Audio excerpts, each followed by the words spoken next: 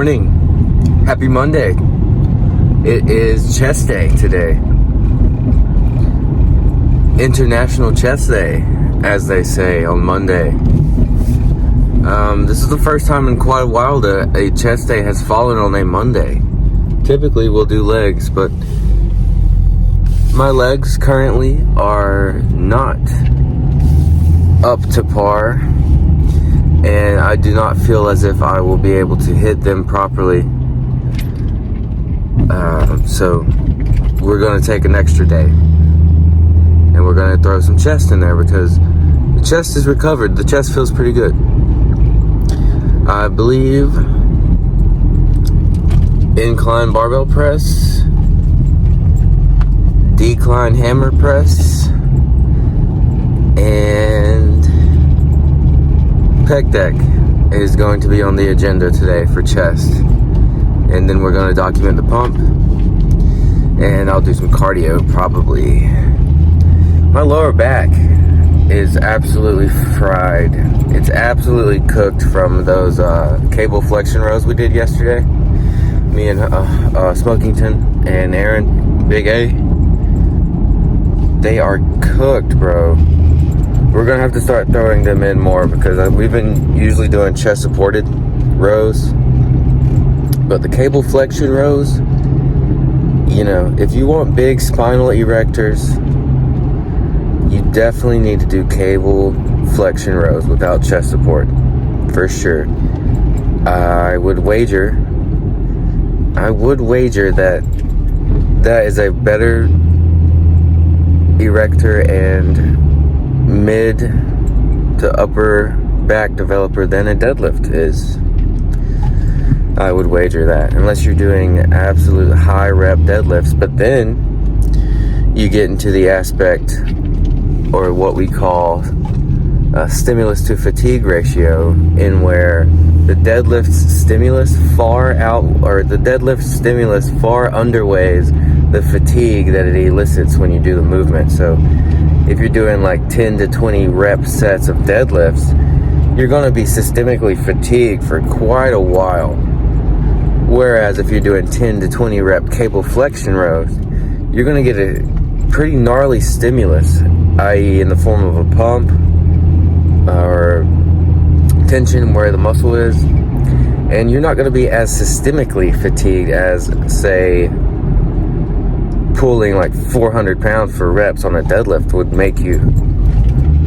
You know, central nervous system plays a big part here, you know. In terms of bodybuilding, at least, I'm talking about being a bodybuilder. I'm talking about trying to get muscle mass, trying to maintain muscle mass, not necessarily trying to train a movement and trying to train for strength. But there are nuances there, for sure. But me and Smokington went golfing yesterday. I did not get any clips, bro. I'm sorry. I did not get any clips, but you gotta believe me when I say I shot an under 100 finally this time. I shot a 95. Smokington drove the green again on that last hole, but he ended up two putting this time for a bird. He got it like a 102. But you're about to hear my windshield wiper go. Here it goes. Did you hear that? There it went. But listen here, y'all. Listen up. Let me throw some music on, man. It's Monday. TGIM. Let me put some music on the radio.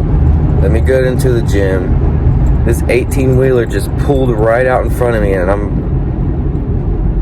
I had to slam on brakes. I'm going about 10 miles per hour now. It's Monday. It's Monday. Now I got cars trying to go around. Happy Monday, y'all. I hope you enjoy the day, and I hope you enjoy this raw workout here. I'm going to provide commentary for you, but we're going to get in there nice and raw. We're probably going to do about 2 sets on each movement. Stimulate the chest for you. All right, let's get it. Let's get it. All right, y'all. So here I'm doing 205 for a primer set of 3. Before we get into our working sets, I decided to work with 185. 205 felt pretty nice. Big A, sorry for the camera angle here, but Big A ended up going straight into the reps. I think he did 185 for 2, and now he is pressing 165 for an AMRAP set here. We did 2 sets to failure within the 8 to 15 rep range per use. Big A getting it in. Great job, Big A. Shout out to Nike, to them blazers right there, the mid-top blazers. Those are fire. Okay, I decided to go with the Adidas flops today. I wasn't really feeling lacing up today. I decided to go with the flops. But now we're working into the working sets. Working to the working. Hashtag working to the working. 185. Nice, slow, and controlled eccentric here.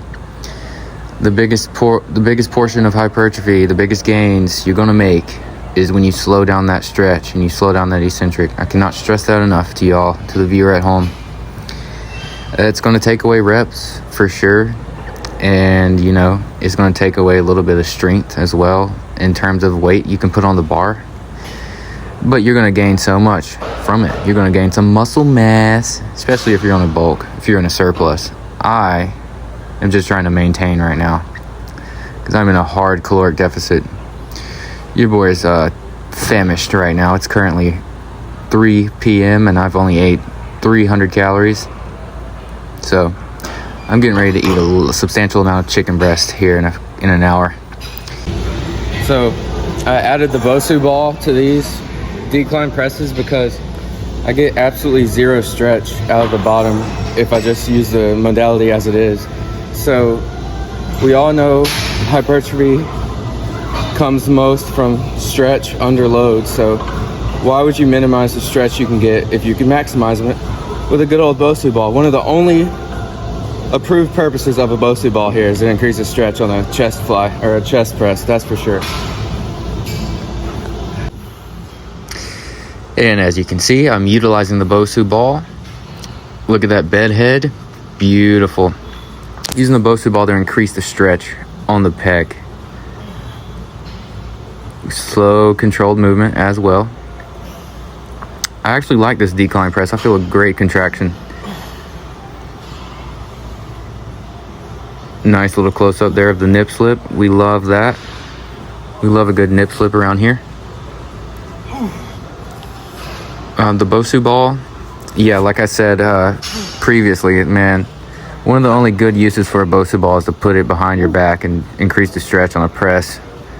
Because you see all them guys out there, them influencers out there, not even influencers, just weird people trying to focus on stability and like how you can gain stability from doing like single leg balances on Bosu balls, how that's going to increase ankle stability and neural drive. Like, nah, man, what's going to increase your stability is putting some weight on the bar and loading those muscles, loading those bones, and actually getting a good stimulus on the muscle groups. You know, you strengthen the muscle, you're going to strengthen the tendon around it, especially if you're a natty. But here we go with the pec flies. We started off with a Lifetime. I absolutely hate this Lifetime pec fly.